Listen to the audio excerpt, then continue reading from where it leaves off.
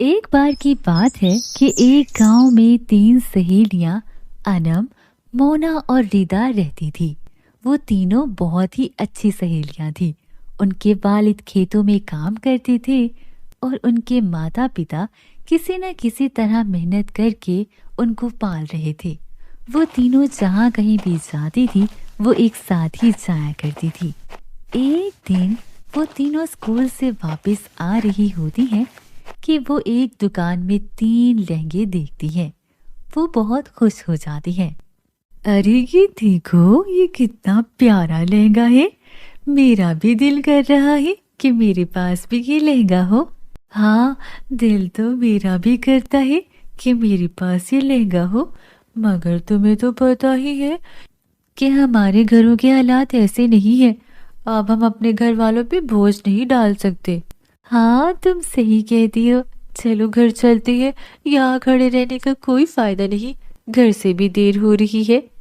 उसके बाद वो घर की तरफ जाने लगती हैं कि तभी रास्ते में उन्हें एक बूढ़ी औरत मिलती है जो गर्मी की वजह से बेहाल थी।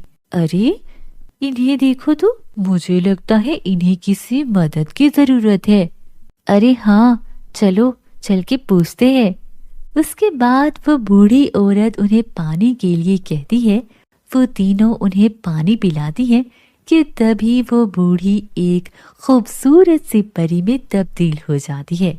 मैं एक परी हूँ। मैं यहाँ पे इसलिए बैठी हूँ ताकि मैं लोगों को देख सकूं कि कौन दूसरों की मदद करता है। तुम तीनों बहुत अच्छी हो। मैं तुमसे खुश हुई। बताओ मैं तुम्हारी क्या मदद करूं? परी जी, हमें आप एक एक लहंगा दिलवा दो। बस हमें आपसे और कुछ भी नहीं चाहिए। ये सुनकर परी अपनी जादुई छड़ी हवा में घुमाती है और वहां पर तीन लहंगे आ जाते हैं। ये कोई मामूली लहंगे नहीं है, ये जादुई लहंगे हैं। ये तुम्हारी हर ख्वाहिश पूरी करेंगे, मगर ध्यान रहे इसको गलत इस्तेमाल नहीं करना, ना ही कुदरती निजाम के खिलाफ कोई काम करना है, वरना इसका सारा जादू खत्म हो जाएगा। इतना कहकर परी वहां से गायब हो जाती है। वो तीनों बहुत खुश हो जाती हैं और घर आकर अपना अपना लहंगा पहन लेती हैं और अपने अम्मी अब्बू को सारी बातें बताती हैं, जिनसे वो बहुत खुश हो जाती हैं। अब उन्होंने लहंगों से अपने लिए सारी चीजें मांगनी थी।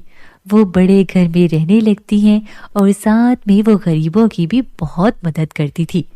एक दिन वो तीनों कहीं जा रही होती हैं कि तभी, अरे वो देखो, इन चिड़ियों को, क्यों ना हम भी इनकी तरह आसमान में उड़े। अरे नहीं, तुम्हें याद है ना, परी ने कहा था कि हमें कुदरत के खिलाफ कुछ काम नहीं करना। अरे चलो ना, वो परी कौन सा हमें हर वक्त देख रही है। उसके बाद वो तीन आसमान में खूब सैर करती हैं कि तभी वो जंगल में देखती हैं, अरे वो देखो, वो शेर, वो उस बकरी को खा जाएगा। ए जादुई छड़ी, उस शेर को वहां ही रोक दो। उसके बाद शेर वहीं रुक जाता है और वो तीनों शेर के सामने आती हैं, मगर अब शेर उनके पीछे पड़ जाता है। ये जादुई छड़ी, शेर को फिर से फ्रीज कर दो। मगर अब की बार कोई असर नहीं होता। तभी वहां परी आती है और वो उस शेर को रोक देती है और कहती है, मैंने कहा था ना, इसका इस्तेमाल कुदरत के असूलों के खिलाफ नहीं करना। अगर शेर बकरी को नहीं खाएगा तो वो जिंदा कैसे रहेगा। अब तुम्हारा लहंगा आम लहंगा बन गया है। उसके बाद परी उन्हें उनके घर भिजवा देती है। तो प्यारे बच्चों, इस कहानी से हमें ये सबक मिलता है कि हमें अपना वादा पूरा करना चाहिए। एक गांव में एक किसान रहता था जिसका नाम सरदार था। उसके दो बेटे थे जिनके पास 3 एकड़ जमीन थी। वो तीनों पूरा दिन अपनी खेती किया करते थे। उसी गांव में एक अमीर आदमी रहता था जिसका नाम राजू था। राजू एक जालिम इंसान था। वो गांव के लोगों को परेशान किया करता था। जो लोग उसे अपने माल में से कुछ हिस्सा ना देते थे, वो उनका सारा माल लूट लेता था। गांव के सभी लोग उससे तंग आ गए थे। इस बार सरदार की फसल अच्छी नहीं हुई, जिसकी वजह से सरदार बहुत परेशान रहता था, क्योंकि उसमें से उसने कुछ हिस्सा राजू को भी देना था। सरदार ने सोचा कि वो इस बार जालिम राजू को कुछ नहीं देगा, और उसने ऐसा ही किया।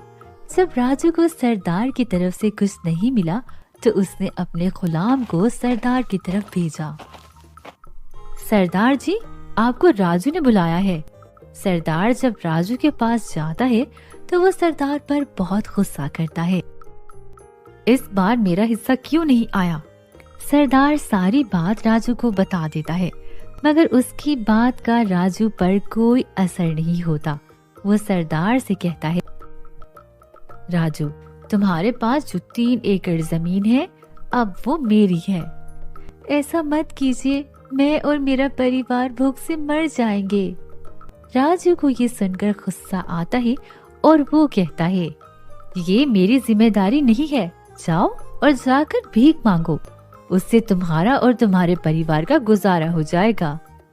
सरदार ऐसे ही परेशान होकर घर आ जाता है।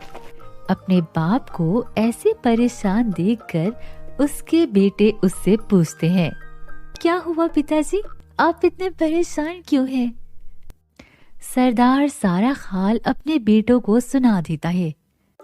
मगर पिताजी, अब हम अपना गुजर बसर कैसे करेंगे? बेटा, मेहनत मजदूरी करने वाला कभी भूखा नहीं मरता है। हम शहर जाकर मेहनत मजदूरी करेंगे और अपना और अपने परिवार का ख्याल रखेंगे। अब वो तीनों शहर का रुख करते हैं। जंगल से गुजरते हुए उन्हें रास्ते में 2 लोटे मिलते हैं। जब वो उनके पास से गुजरते हैं तो उनमें से एक लोटे से आवाज आती है, आप लोग परेशान क्यों हैं? वो तीनों और परेशान हो जाते हैं। सरदार कहता है, तुम बोल कैसे सकते हो? हम कोई आम लोटे नहीं है, बल्कि जादुई लोटे हैं। सरदार अपनी सारी कहानी उन 2 लोटों को सुना देता है। उनमें से एक लोटा कहता है, आपको परेशान होने की जरूरत नहीं, आप जितना चाहो मुझसे पैसा ले सकते हो। मैं जादुई लोटा हूँ, मैं तुम्हारी ये ख्वाहिश पूरी कर सकता हूँ। वो तीनों ये सुनकर बहुत खुश होते हैं। वो उन लोटों को उठाकर घर ले जाते हैं और उनसे पैसे निकाल लेते हैं, जिससे वो एक बड़ा सा घर लेते हैं और कुछ जमीन ले लेते हैं, जिस पर वो खूब खेती करने लगते हैं। अब वो सब खुशी खुशी रह रहे थे। ये खबर गांव के जालिम राजू को मिल जाती है कि उनके पास जादुई लोटा है। वो अपने नौकरों को भेजता है कि जाओ जाकर लोटा ले आओ। जब वो नौकर लोटा लेने आता है तो वो पैसों वाले लोटे को छोड़कर दूसरा लोटा उठा ले जाता है। राजू को जैसे ही लोटा मिलता है वो खुशी खुशी उसमें हाथ डालता है ताकि उससे पैसे निकाल सके। उस लोटे से पैसे तो नहीं, मगर एक बड़ा सांप निकल जाता है जो राजू को डस लेता है, जिससे राजू की उसी वक्त मौत हो जाती है। राजू की मौत की खबर सुनकर सभी गांव वाले खुशी से नाचने लगते हैं और अब वो सब आजादी की जिंदगी गुजारने लगते हैं। इस कहानी से हमें ये सबक मिलता है कि जालिम का अंजाम बुरा ही होता है।